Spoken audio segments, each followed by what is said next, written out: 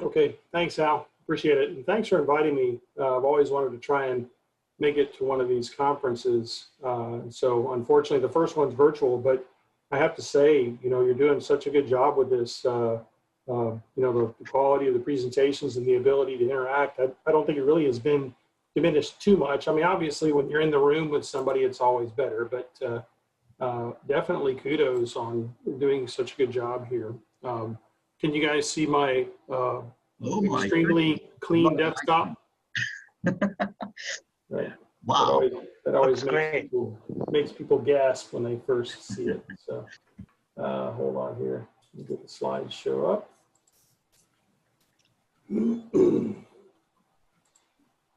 Okay, can everybody see the first slide? Yep.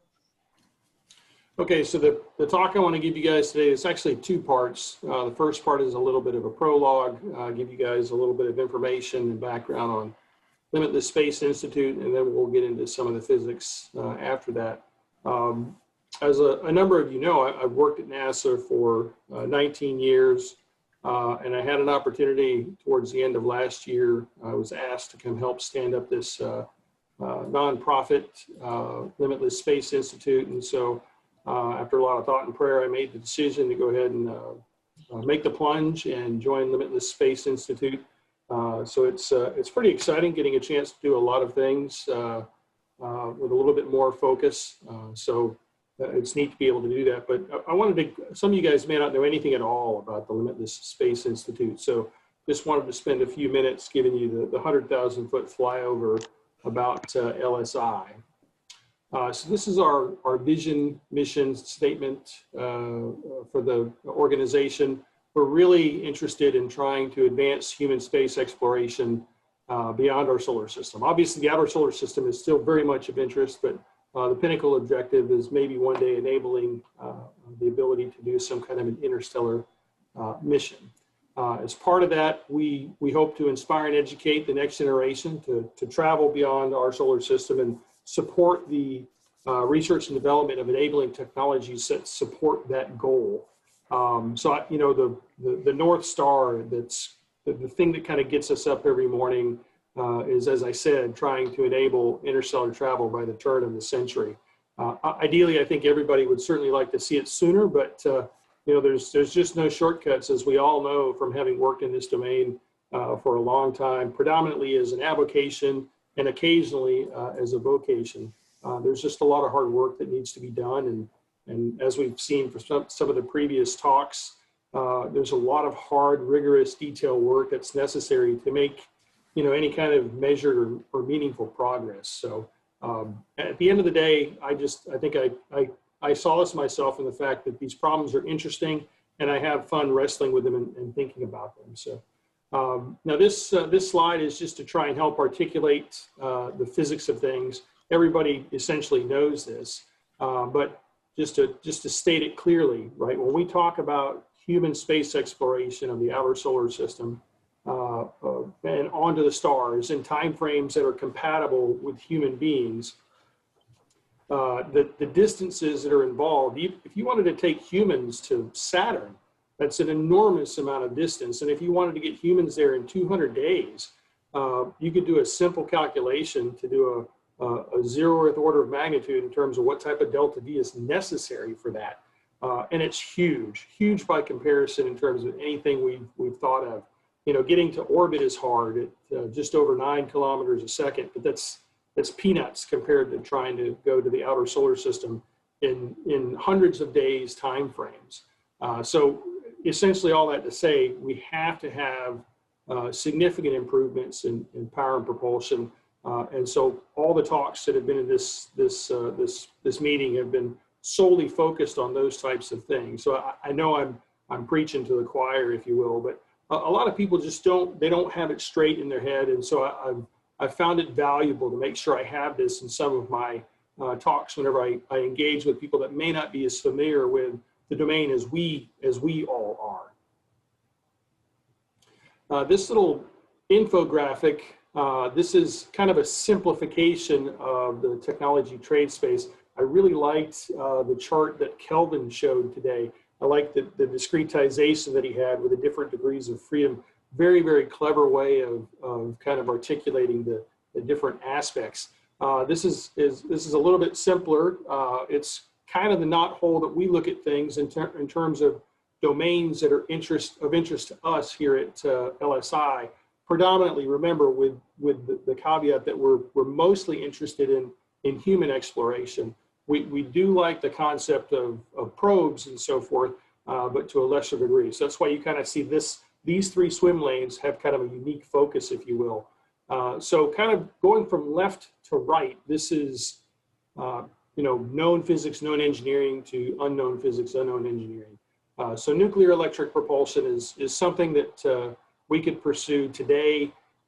We know the physics, we know the engineering. It just requires the political commitment, and with the ability to field nuclear electric propulsion systems that have megawatt level power capability, we could have human exploration of the entire solar system. And we could even potentially have interstellar precursors. Some of you guys are familiar with the JPL 1 tau mission, 1000 AU, 1000 astronomical units is an interstellar precursor.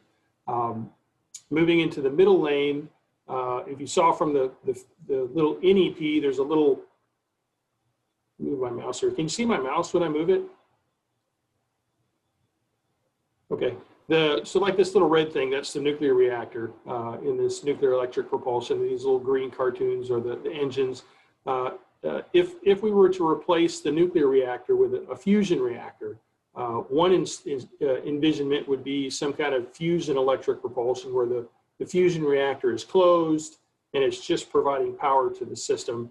Alternately, you could potentially have this direct fusion where the fusion reaction is open in some way, whether it's a magnetically confined fusion or inertial confinement fusion where you're igniting a pellet or something.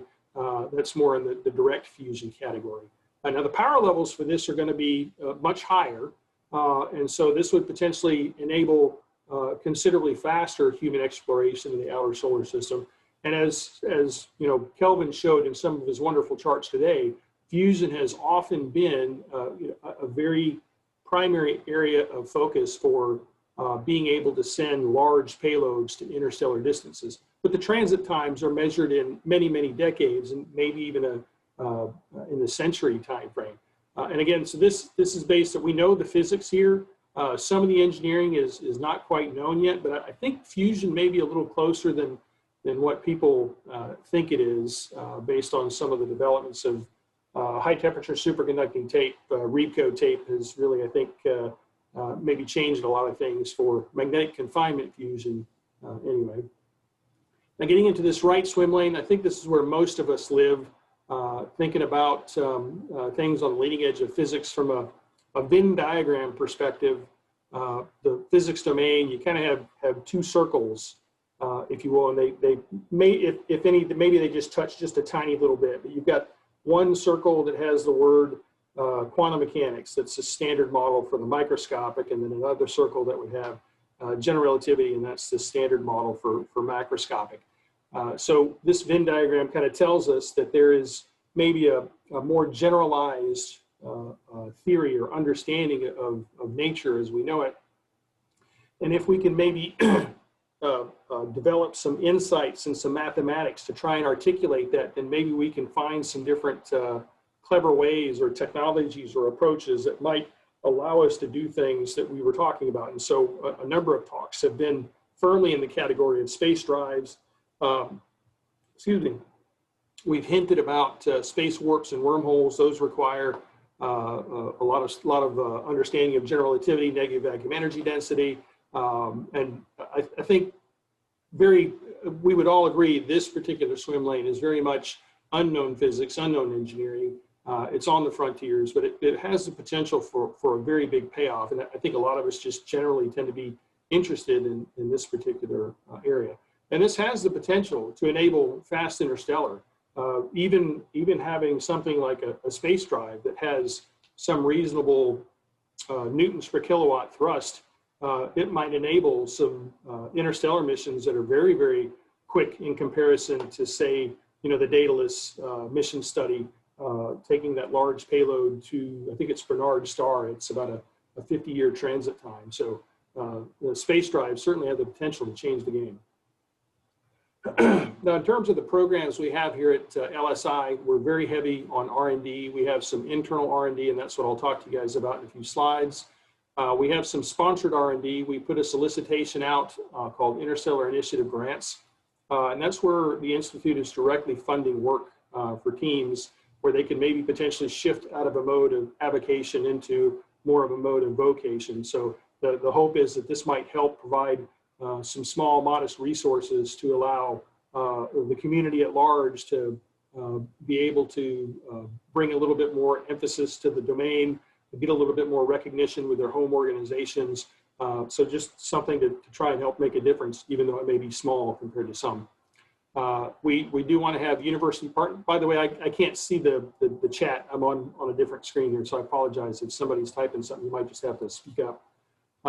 University partnerships, we're certainly interested in that. We have some discussions with Texas A&M on some potential work with nuclear reactors, but we have some other discussions that we're going to be following up on. So that's something where we would potentially bring resources to the table in parallel with what a university might do. So it'd be like a quid pro quo type of engagement, if you will. Student programs, we'll be hosting interns, graduate students, and postdocs.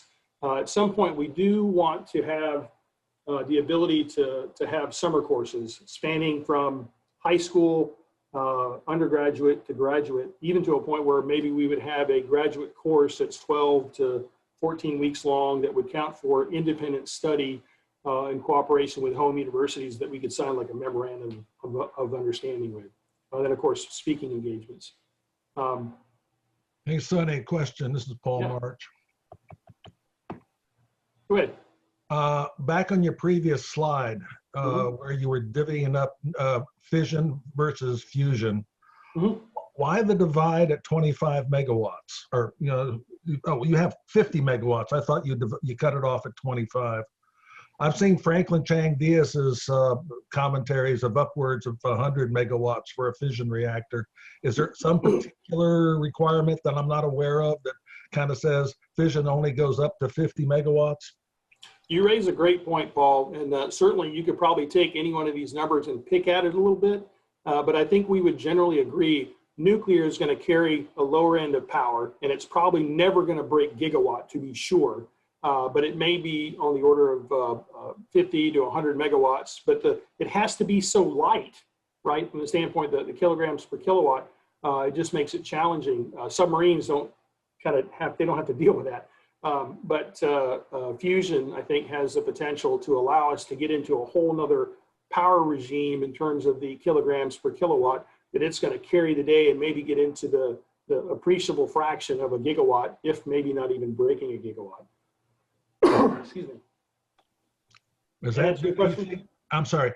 Is that due to the primary fact that the fission reactors have a hellacious large neutron flux, where the fusion reactors, it hopefully is more aneutronic? It depends. Actually, I got a few slides on some fusion concepts. This is a great infographic, and I bet we could probably unpack it for quite some time. So maybe we can revisit it at the end of the talk. I got like 50 slides to go through. So okay, go, man, go. Sorry. Okay, all right. That's good. That's a good discussion, Paul. We'll come back to that. All right, thank you. So in terms of students, we were unable to host an intern this summer, so we decided to sponsor a student paper contest. We collaborated with Tennessee Valley Interstellar Workshop and the Initiative for Interstellar Studies. We conducted a contest where we asked students, both in high school and university, to answer the question, why human exploration of the outer solar system and on to the stars? And we basically said they've got 2 pages to answer that question however they want. It could be poetry, it could be a story, whatever their particular choice of storytelling was. And we went through the process of reviewing all those and then voting on who we thought were the best, and then settle on these winners here. And so you can actually go to LSI's website, and we've got their papers uploaded. So when you click their name, you can actually see their submission. So it was neat to kind of see this. They had some really clever insights in terms of different ways to think about it. And each paper is very unique, a very different perspective. And so it was fun to kind of give them a chance to get excited about the stuff that we've been excited about since probably we've been 5 years old and could look up at the stars, right? So now I'm going to switch gears in just a few minutes to talk about our Interstellar Initiative grants. I want to highlight the inaugural class of researchers that we picked. As I said, doing human exploration of the outer solar system and the stars requires R&D and power and propulsion. And so we wanted to put our money where our mouth was and make some resources available through this research grant program. We want to conduct this every 2 years, so it's a biennial research grant process. And the period of performance will be 12 months. So it'll be a 2-year cycle with a 12-month execution period for the folks that get picked. And there's 2 different categories of grants that we have highlighted. A tactical grant, which is envisioned to kind of be predominantly a theoretical focus, but it can also have some empirical depending upon the maturity of whoever's applying for the resources. And then a strategic grant, which can actually go up to about $250K, and that's envisioned to be potentially more empirical. So somebody that's asking for those larger resources is going to probably have a fairly healthy lab campaign involved in their proposal. This is in partnership with Breakthrough Initiatives. They're going to be covering PI travel costs and venue arrangements. We want to have 3 different meetings. We want to have a kickoff meeting, a midterm performance meeting, and then a final outbrief, if you will, where the performers get a chance to talk about everything they were able to accomplish. And so Breakthrough is going to help with that. They've got a lot of experience with that. And so we wanted to be able to leverage their skills and capabilities. And of course, they're going to help cover the cost, so that helps a little bit as well.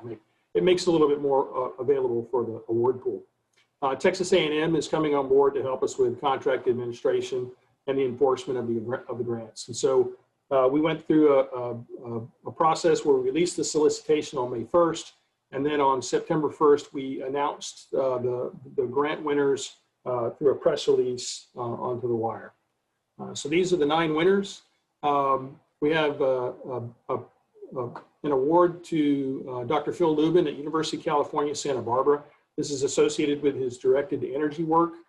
Predominantly, this is the stuff I think you heard Kelvin talk about today for Breakthrough Starshot and for potentially beamed energy propulsion, where if you envision the nuclear electric propulsion cartoon I showed you, this would potentially have the power source on the surface of the Earth or maybe in space beaming power to a spacecraft that has a tailored photovoltaic array with a very high efficiency, like 60%, to be able to collect that focused energy and then provide it to some form of onboard electric propulsion.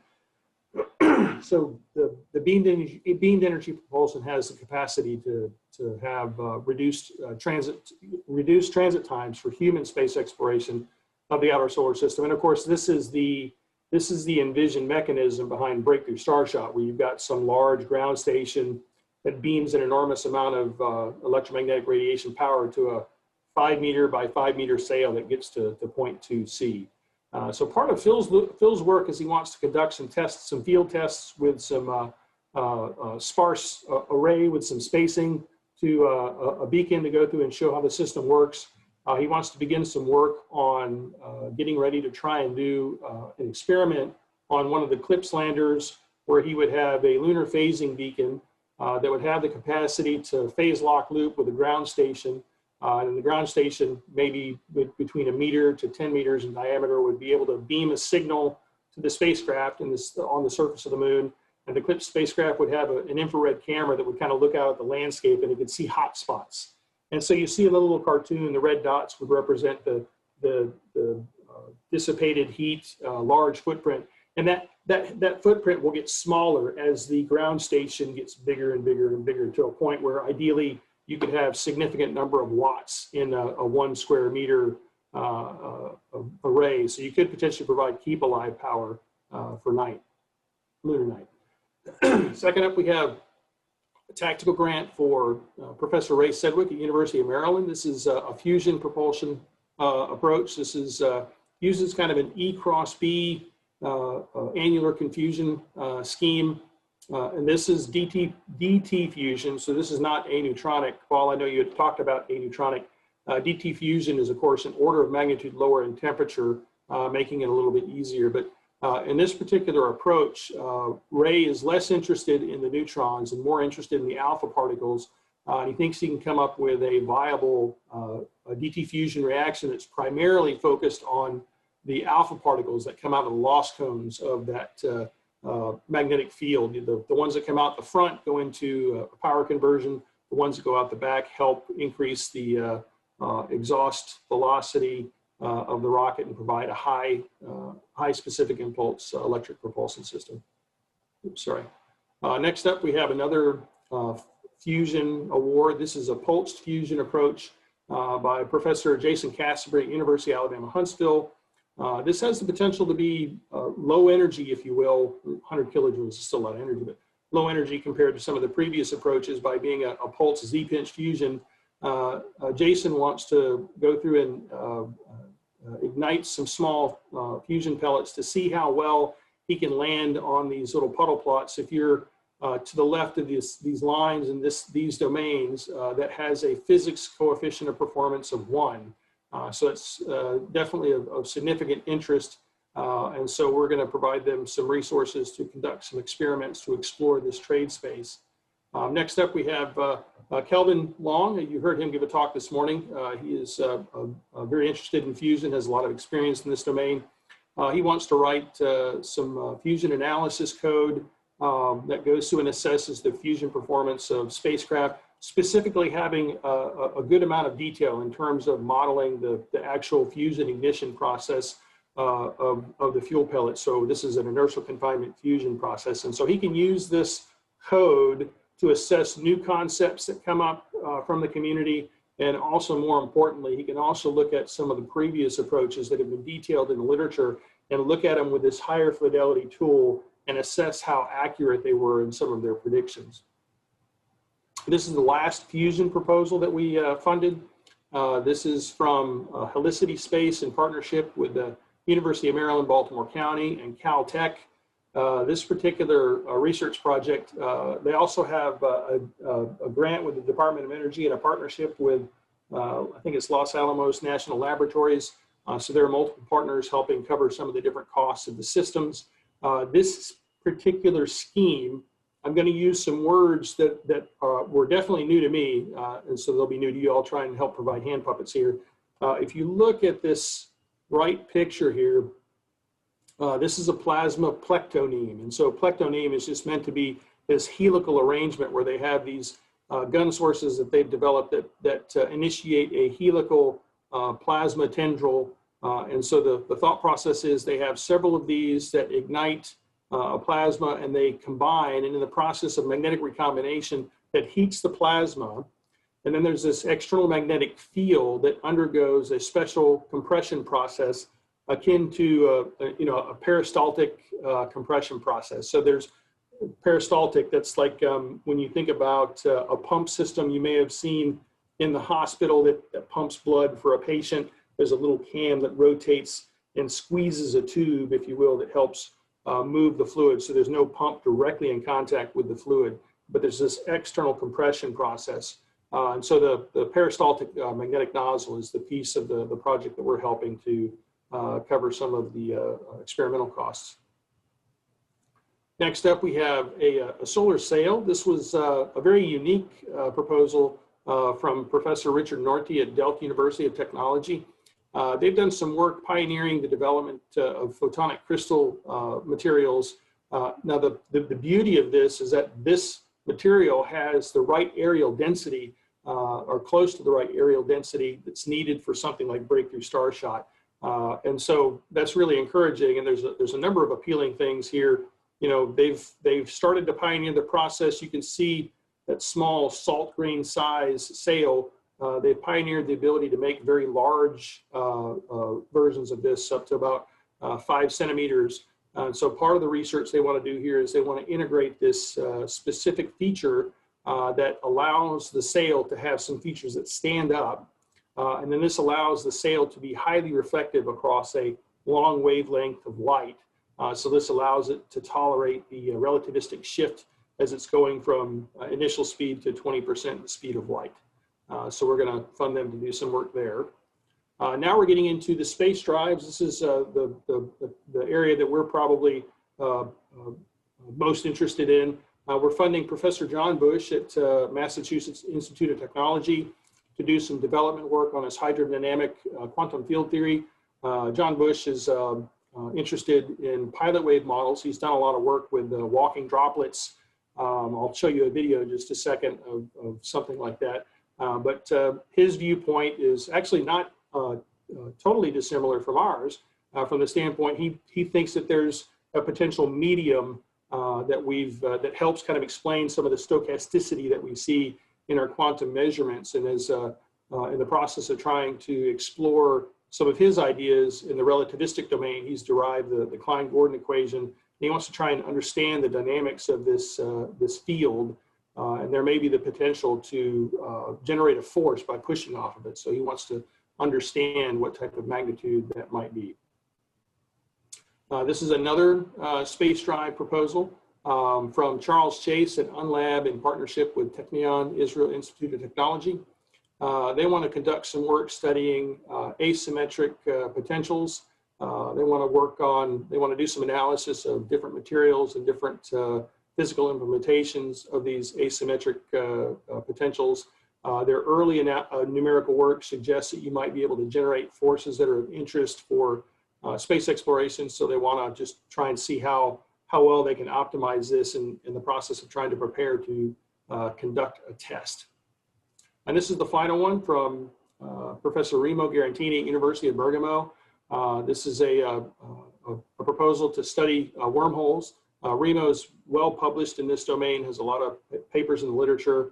He's got some specific optimization ideas that might allow for some way to improve the Casimir phenomena based on multiple plates in proximity, and then using superconductors to improve the overall magnitude. Then he also wants to look at some different geometric profiles in terms of the mathematics to see if there's some ways to make the idea of a wormhole maybe a little bit more feasible.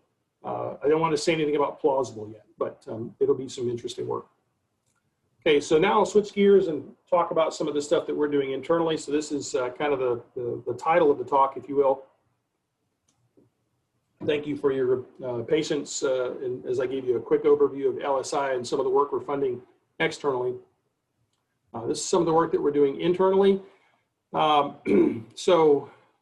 of the ideas that are expressed in these next few slides have been published in a paper in JBiz of this year. So I think in like 2 months ago, there was a paper that was published that has some of these ideas with a little bit more narrative that goes with them. So if you're interested, you can go to JBiz and go get a copy of that, and that'll help maybe provide some additional details if you're curious. Now we're conducting this work in the context of a DARPA grant for DARPA Defense Science Office. This is a partnership between us, the nanofabrication team at Texas A&M, and Isentis, which is another nanofabrication team up in Boston. They use the MIT MTL lab and the Harvard Nanofabrication lab.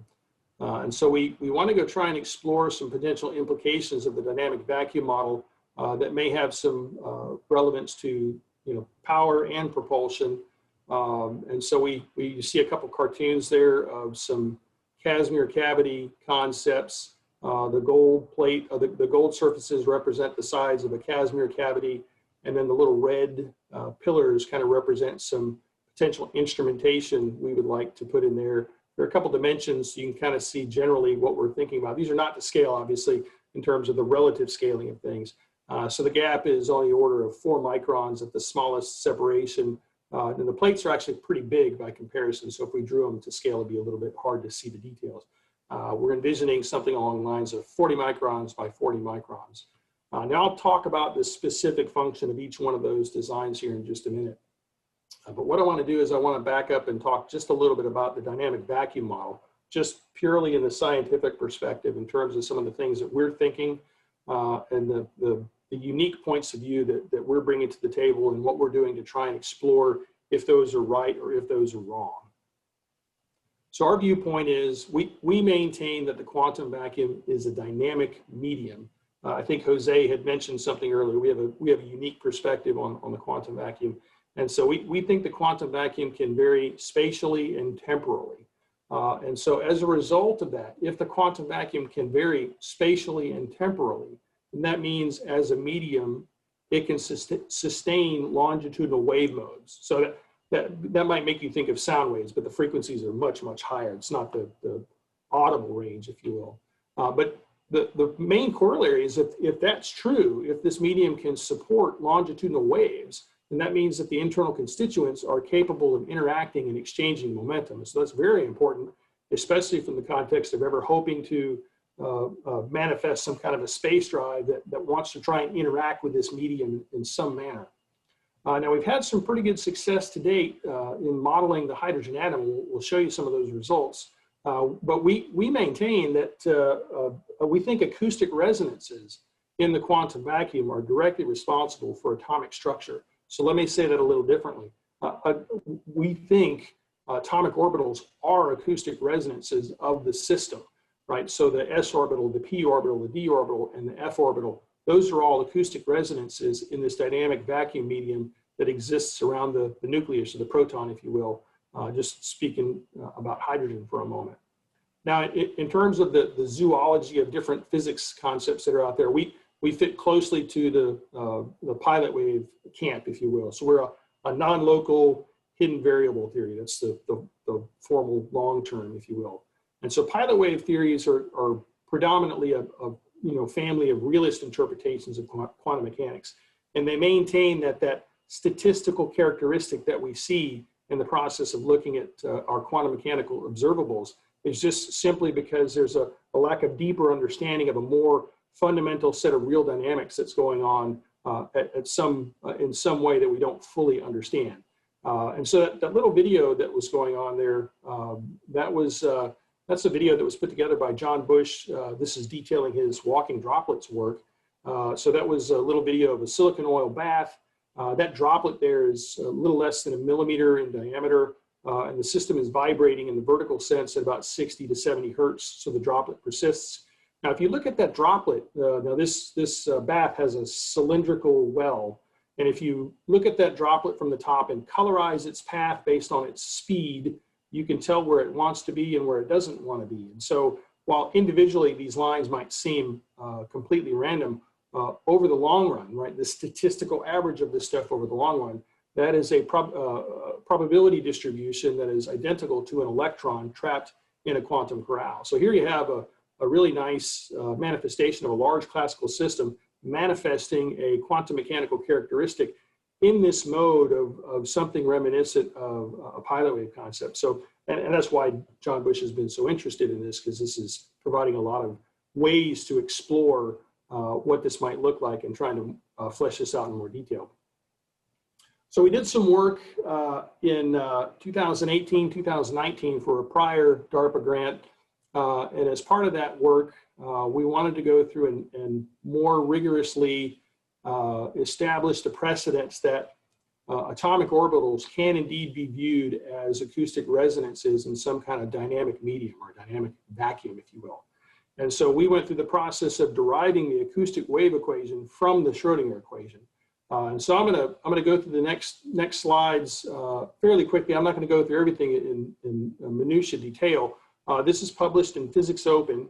It's open access, so you can go to Physics Open and find this paper and download it and read it if you're really interested and really get into the details. There's a lot of interesting thoughts that went behind the thought process. But I do want to highlight just a couple things. So the process is done in the following way. We start with the Schrodinger equation and we convert it into polar form. So we make this coordinate change. This is the expanded version in polar form. Now we separate that into real and imaginary parts.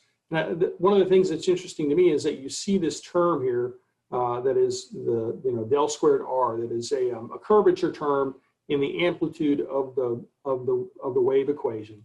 And so this is, if you're familiar with the literature, this is always identified as the quantum potential Q.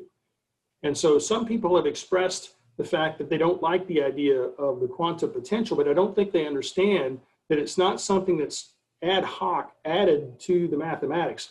By simply making a coordinate transformation, its impact on the system is just made more mathematically explicit. So it's always there in the Schrodinger equation, if you will. It's just more mathematically obvious by making this coordinate system transformation. So after some work, though, with this real and imaginary part, we can arrive at the Madelung continuity equations, if you will. And so this was done by Madelung in 1929. And so what we did is build on that to go through the process, of deriving the acoustic wave equation from those two equations. Now, this is where I'm just going to say, feel free to read the paper. This is a traditional approach to derive an acoustic wave equation for a set of continuity equations like that. And so it's just recorded in minutiae detail in the paper. And after some, the standard assumptions that you make for low amplitude linear waves, you can end up with a traditional form of the acoustic wave equation, right? So this is, I think Lance even had talked about, he had been doing some work with his Kaluza-Klein where he was looking at perturbation of the system, if you will. This is akin to that from the standpoint, these are changes about a neutral standard pressure point for the system. Pressure kind of oscillates up and down around this background level, if you will.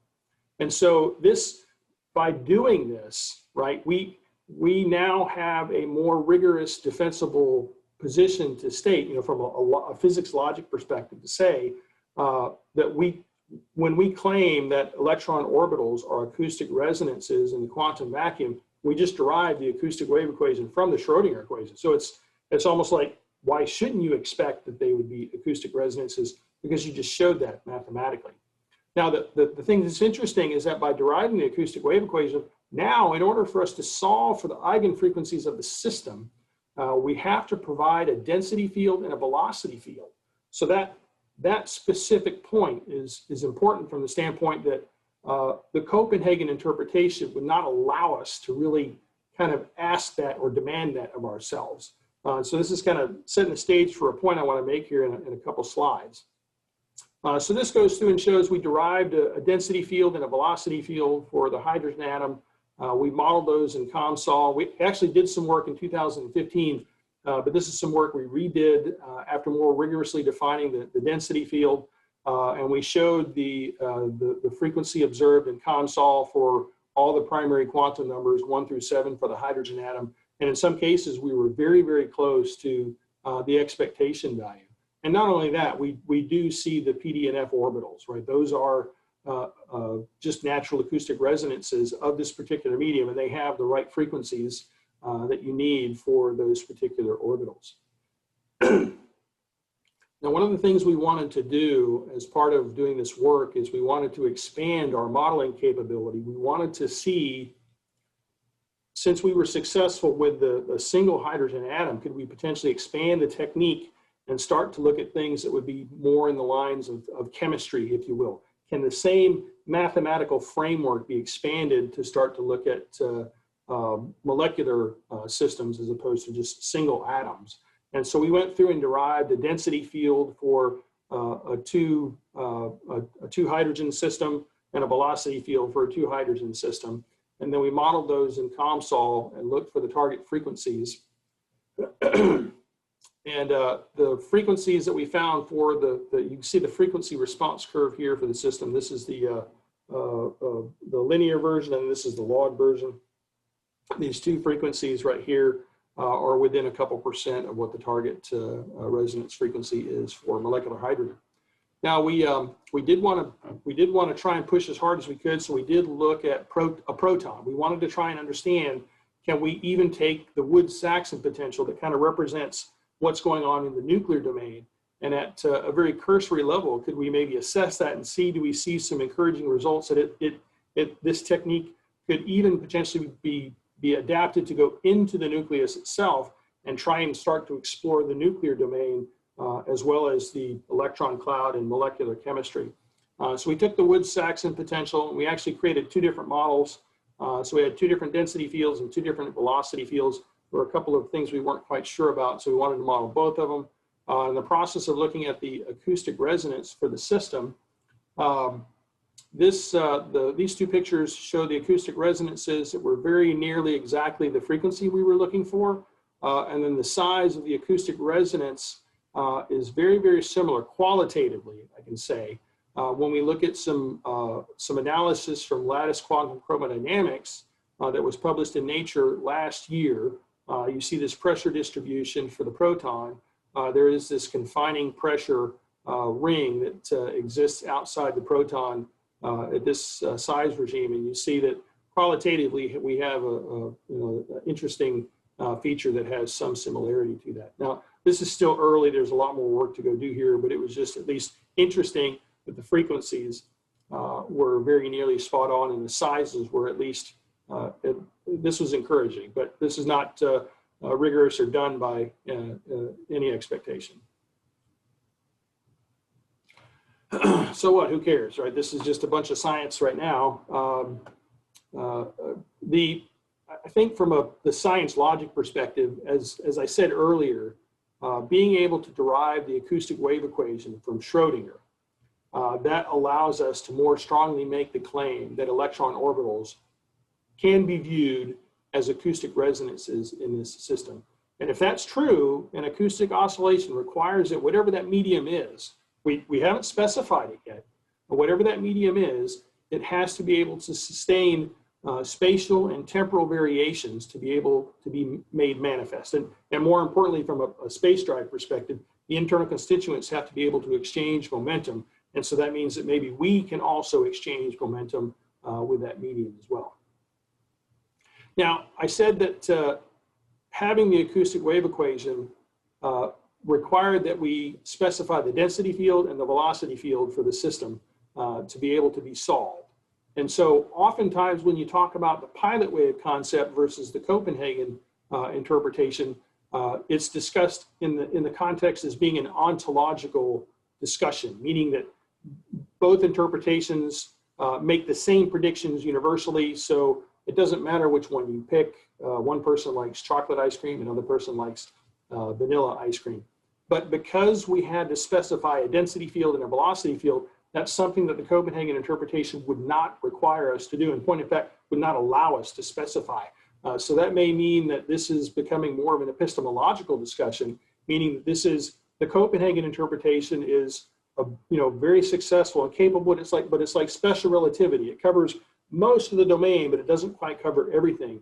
In the dynamic vacuum point of view, maybe just a slight expansion of that, where maybe it's providing just a slight bit more of insight into things, that yes, there's a much bigger, much more complete theory, and this just might be expanding those lines by just a little bit.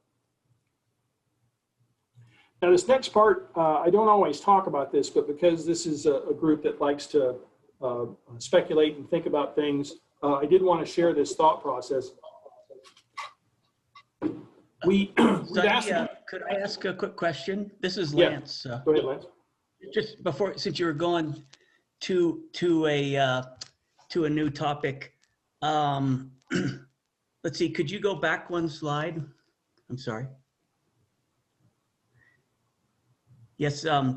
Regarding the ontological, isn't it true that you have extra physics beyond the Schrodinger equation? You have an equation of state for the medium, which gives the pressure, it relates the pressure and the density, and that's something that you pick. Is that an extra tunable bit here? It's you have conventional Copenhagen plus your equation of state.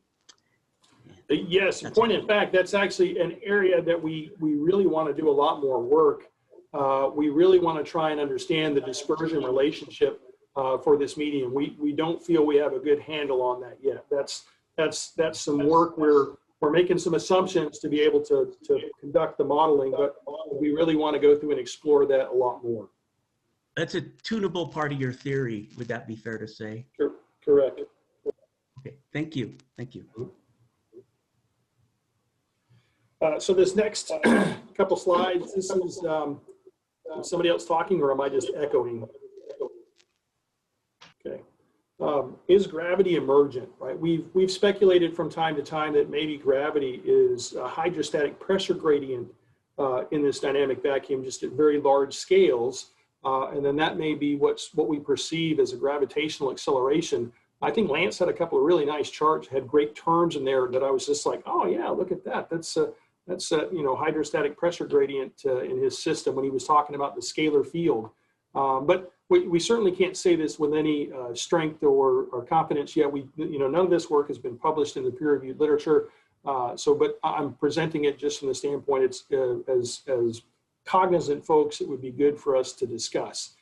So as part of the work we were doing in studying the proton, my analyst had asked me to try and come up with a density field and a velocity field for the sun's gravitational field. And then we could go through and try and build a system in COMSOL and then look at the eigenfrequencies of that system and compare them to some of the known orbits. And so we went through the process of creating a solar system model. It was very challenging because it's such a large scale when you want to get out to 75 AU, and some of the features are very, very small compared to the external size of the system. So that in and of itself has had its own challenges. You know, when we put in a density field and a velocity field for the medium, and then we go through and set up the system with an external perturbation to ring it, if you will, and then look for the eigenfrequencies and then compare them to some of the known orbits. We also had to be very careful about mesh sizes, and this was all the 2018, 2019 work. We've actually since updated all the modeling to try and be much more sophisticated than this because we wanted to go through and generate the frequency response curves for the entire solar system instead of just the known orbital bins, if you will. And so when we went through and solved for the eigenfrequencies of the system relative to the frequencies of interest, we find that the eigenfrequencies that COMSOL predicts are fairly close to the observed orbital frequencies, going all the way out to Pluto. Some of them are fairly accurate. This shows Mercury through Pluto, and we include Ceres in here. And so, you know, 0.5%, 0.3%. And so they're all fairly reasonable considering the level of fidelity of this model. You can see the frequency response curves here.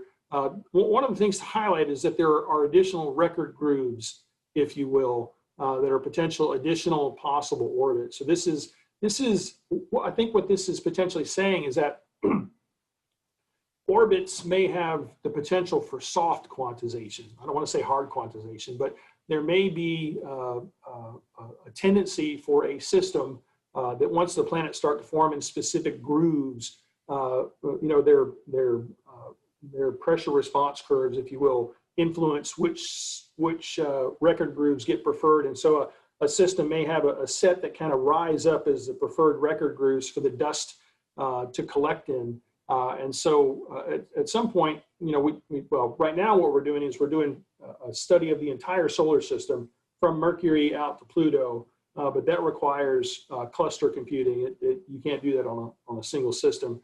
So we've got cluster computing capability that we're exploring right now. But we want to try and understand, can we potentially use this insight and then go through and look at the exoplanet database of all the planets that have been detected? And can we take the mechanism of this conjecture and apply it to some of these known planets and show some statistical correlation with, here are some preferred record grooves and how do they compare to what planets have been found? And then maybe the technique could be used by others to go through and look at a new star system. If only one planet's been found, they could use that as an input and then tell their algorithms which frequency bins to search in as a matter of higher priority. But this is lower priority. It's something that's of interest to us, but because it takes so much computational time, we can't spend much time on it. So time-wise, I've got about 12 minutes, so I got to kind of cruise through this next section. So this Casimir intersection, this is published in a paper in Journal of Modern Physics. When we first were studying the hydrogen atom, we looked at the fact that the predicted average density has this 1/r⁴ type of connection, if you will. And so that made us think of an analog for a Casimir cavity. And so when you look at the atomic system and you imagine that there are two virtual plates, if you will, at the diameter of a particular primary quantum state, if you calculate the average energy density from the Casimir equation, and you compare it to the average density from our dynamic vacuum prediction, those values are all within exactly a factor of 2.95 for every single primary quantum number. And so at the time, we didn't think anything of it other than just it was interesting, and so we published it in the paper, published this little finding in the paper. But recently we got to thinking, just like the atom may be a analog for a Casimir cavity, maybe a Casimir cavity is an analog for an atomic system, specifically that there is structure to the quantum vacuum in the system, right? So just like the dynamic vacuum model of the hydrogen atom has this 1/r⁴ spatial dependency, maybe within a Casimir cavity, there is a energy density distribution, if you will. There's an average value, and when you calculate the Casimir energy density from the equation that we're used to using, that is the average expectation value that you can maybe envision as an isotropic distribution. But if you can actually get in there and probe the structure, you'll find that it's not isotropic. It has a spatial variation to it.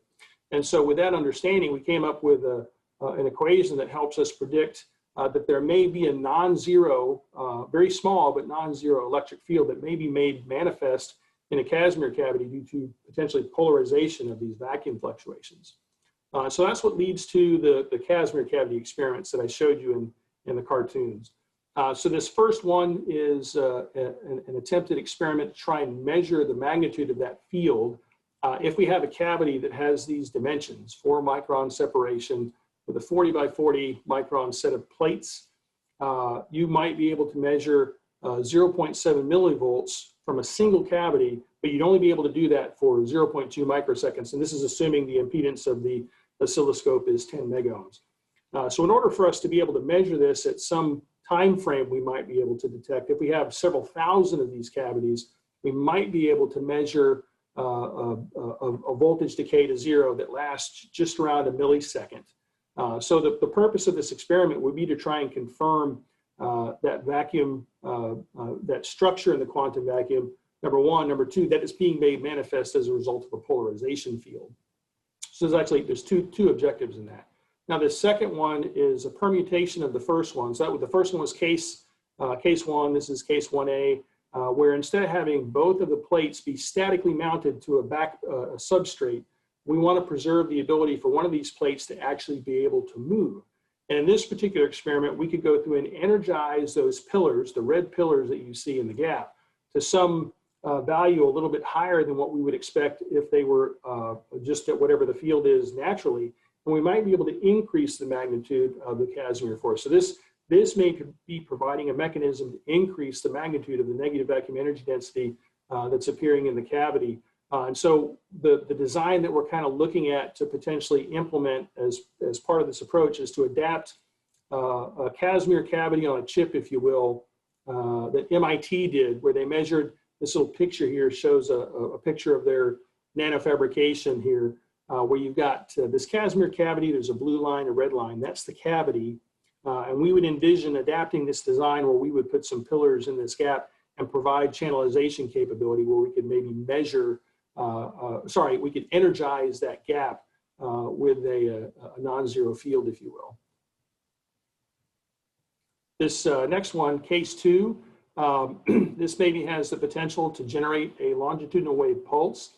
By having the cavity being tapered, if we can apply a voltage pulse to the pillars, we might be able to initiate some kind of a small pulse that if we had another cavity in the beam path, potentially the pillars that are inside the mirror cavity, if you will, should also see a time varying voltage signal that might be indicative of that longitudinal wave passing from the source of the pulse to this listener that's downstream in the path.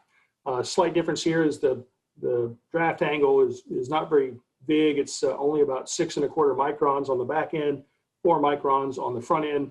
Now you might ask, could this potentially be a thruster, a space thruster?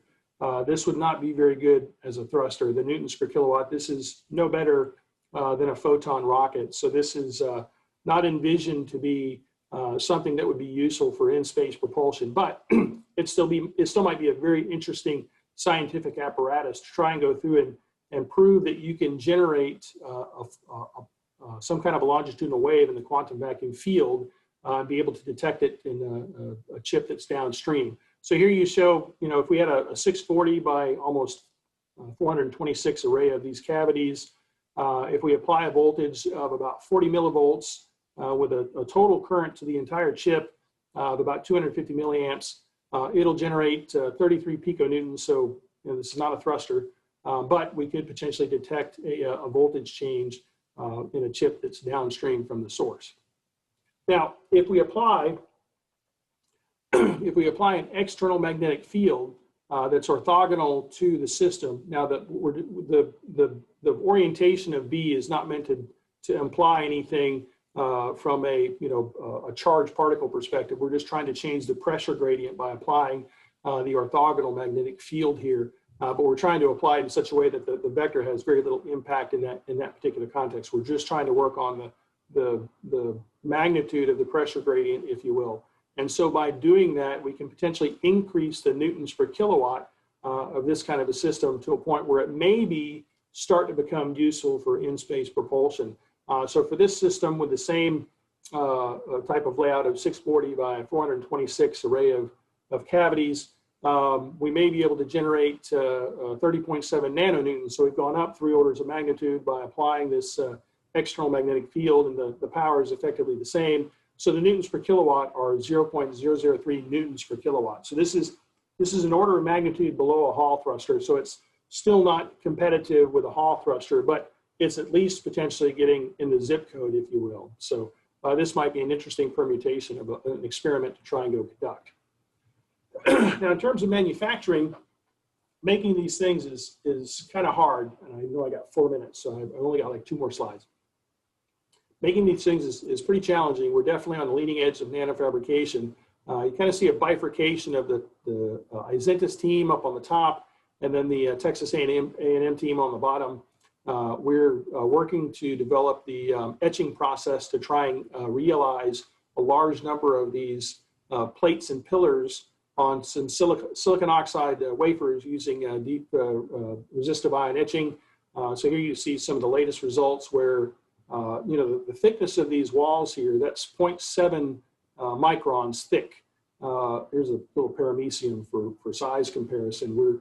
We're potentially developing the ability to give a paramecium a pretty cool tattoo, if you will.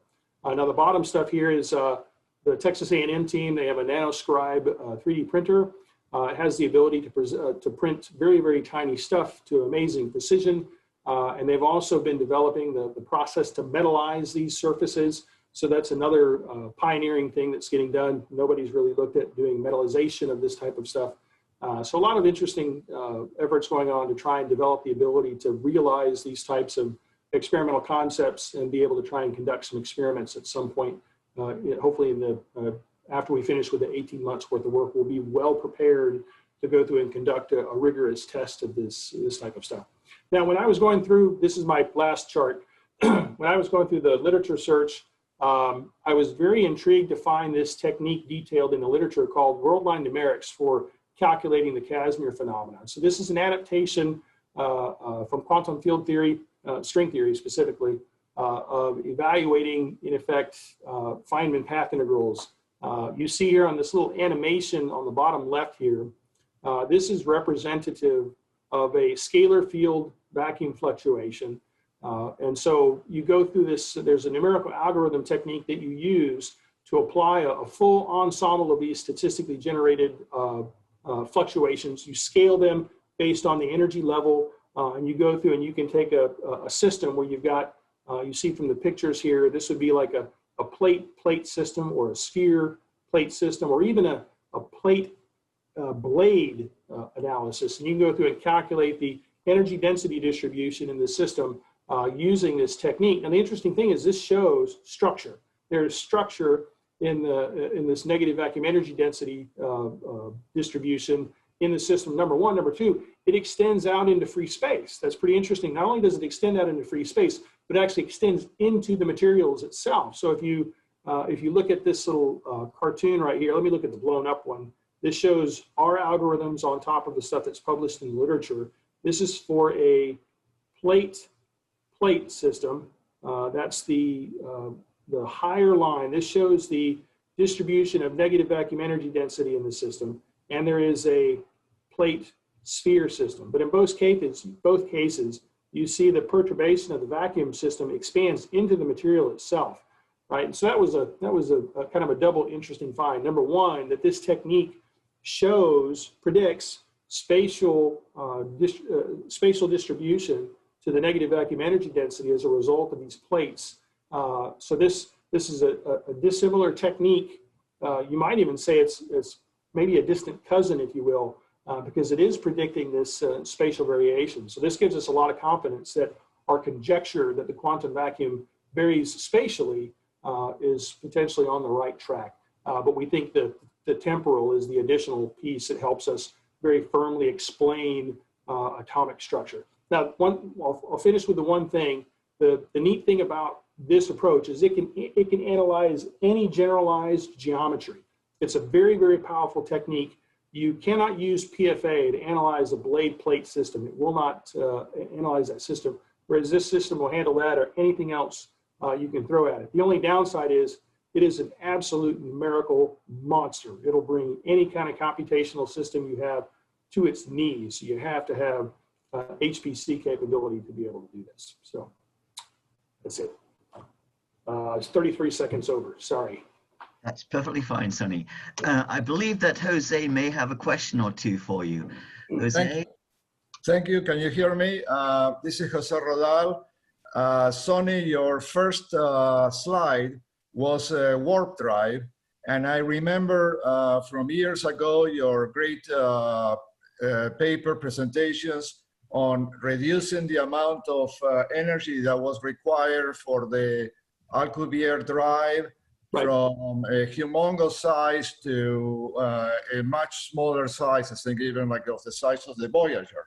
Right. And a few weeks ago, I sent you a presentation and a webcast by Eric Lentz, who is at Göttingen University, who succeeded to develop another soliton solution that differs from the one of Alcubierre in such that the Lentz solution only requires positive energy. It does not require any negative energy, which is unheard of.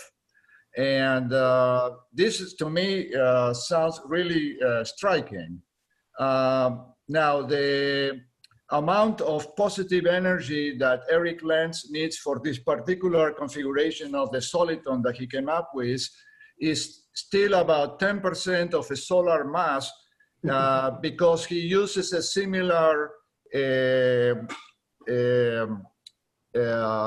configuration as the one that Alcubierre came up with. So my question is, have you had the time to take a look at Eric Lentz's solution? And it will be exciting if you could reduce it the same way that you did it by coming up with a toroidal shape for the warp drive. If you could use Eric Lentz's soliton to come up with a much smaller amount of energy required, that would enable a warp drive. Well, thank you for the question. I think I do remember I significantly apologize between the I-squared grants and the DARPA work and kind of turning all the stuff on here at LSI. My bandwidth has been at like 180%. So I haven't had as much free time to be able to go look at some things that I'd like to go look at. And I'll take it down on my notes to go try and maybe look at that a little bit and think about that. You know, one of the things to think about with the charts I showed you here, we may be developing some additional techniques that might help us be able to generate larger amounts of negative vacuum energy density, right? So the concept of space warp not being possible because you cannot generate negative vacuum energy density, maybe we can find some ways to bring some stuff to bear for that. I don't know. Okay, let me follow up with this question then. But why even bother with negative energy when every length has shown that all you need to use positive energy is just have a more complex soliton. So that's a fair question. I'll acknowledge that. I'm not intimately familiar with his work, so I cannot speak to being familiar with it. But I certainly know that the stuff that I've been focused on, right? And I've shown you a fairly long list of things that we've been pursuing, and in some cases we've got grants that we're being funded to go conduct that work. And so I think there's fruit there on the path that we're on. I'm not saying that there's not fruit on the other path. I just don't have the bandwidth to be able to do that work and this work at the same time. I might be able to work on that other stuff at some point in the future, but right now I think it's personally, this is a personal choice. I think it's very, very important to try and see if there's something to this dynamic vacuum model. It may provide us some significant insights into a lot of other things, not just warp drive, but a lot of other things that might help bring resources to the table that allow us to further develop the physics that then allow us to get even further, if you will, right? Because if you can find some applications, I keep looking over here because that's where the picture is of Jose. If you could find some funding conduits that maybe have some terrestrial applications, that might help you be able to increase the gain on your work, if you will, and be able to make further progress where you can kind of you're thinking about this other stuff in the back of the mind all the time, right? And find different ways where in the process of being successful here, maybe you can turn on some stuff over here that allows you to go do some cool stuff on orbit. I don't know.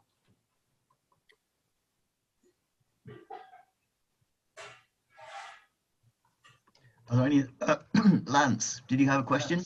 Yeah, I had just a quick question, Sonny, to follow up. What is the acoustic wave speed in the dynamic vacuum?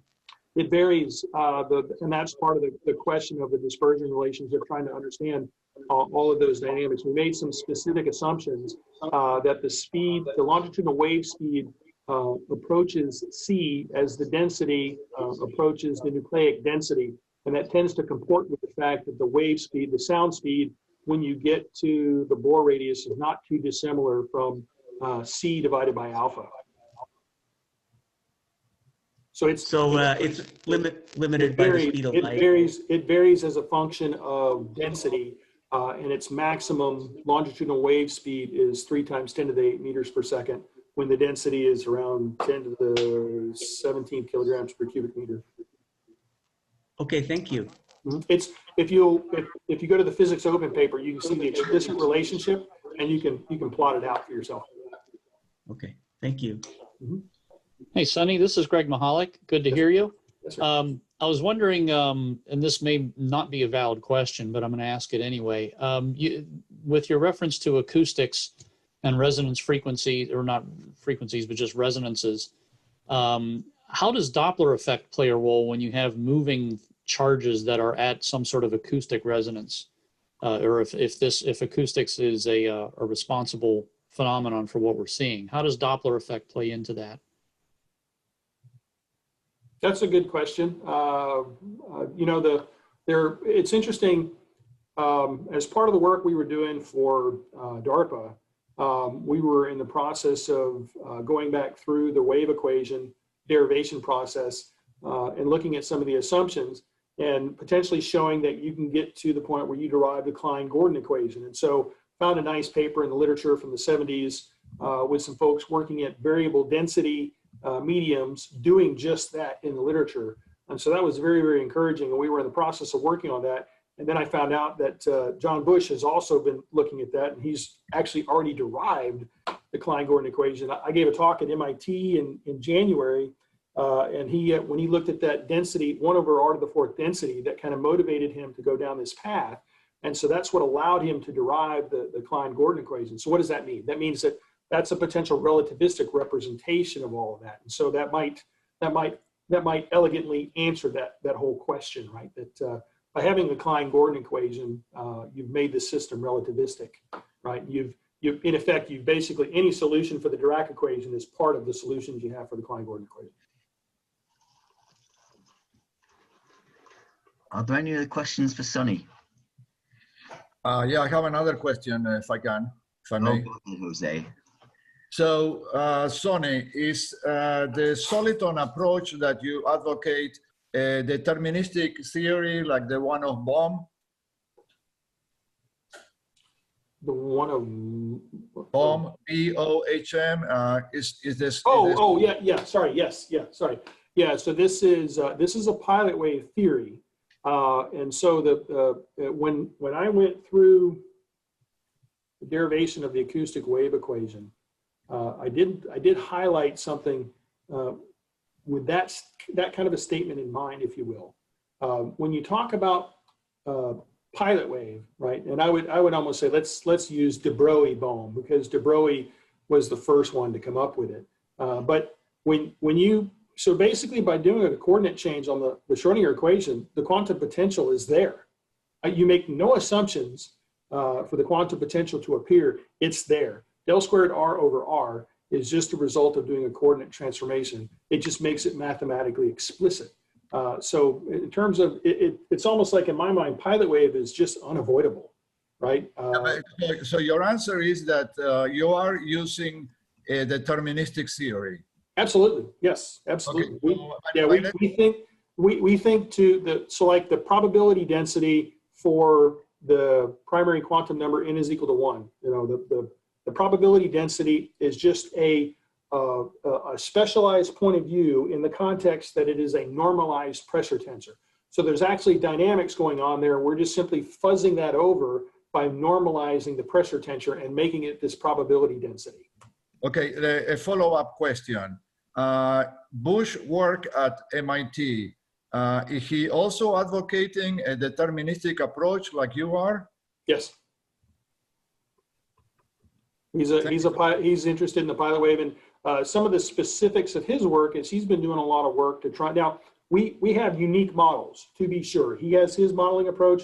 I have my modeling approach. Now we've both gotten onto a path to derive Klein-Gordon, but he has some really interesting work to go through and explain quantum entanglement in terms of some of the additional characteristics of this underlying medium. And so he presented a great talk up at Charles Chase's Unlab up at MIT back in January. Okay, another follow-up question. Have you followed up, and if so, do you have any comments on the recent theory of Wolfram, whereby both quantum mechanics and gravity are emergent theories from a discrete theory?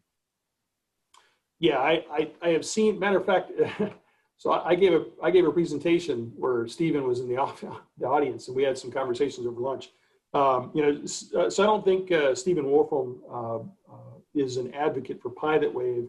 No. I think his ideas are very unique, and I think it would, we're not similar in any capacity whatsoever. But I couldn't speak to the fact of what's right or what's wrong with his, because I'm just not familiar with it. I know he's done some work to convince himself that by creating these simple rules, it allows him to duplicate a lot of things. But I really think that that's an incomplete picture. With complete respect to Stephen Wolfram's amazingly huge intellect that's in a whole nother zip code than me, I just think maybe he's looking at just maybe a specific way at things, and that allows him to kind of be happy with his approach. But although I completely agree that he does not at all agree with a deterministic approach or a pilot wave approach, he is interested, very much interested in space propulsion, and he has his own ideas about using the quantum vacuum for space propulsion. Yeah, he did talk to me about that specific thread. He did feel that there were potentially ways to do that. Yes. So I remember mentioning to him if he wanted to go calculate that stuff on his own ideas, I thought it would be great. So if he's doing that, then it's great to hear that. So. Yes, he is having regular websites which are available to everybody on his new theory of everything, where he's cooperating with a couple of fellows, one of them from Cambridge University that actually works at his Wolfram company as well. Mm-hmm. Thank you. Mm-hmm.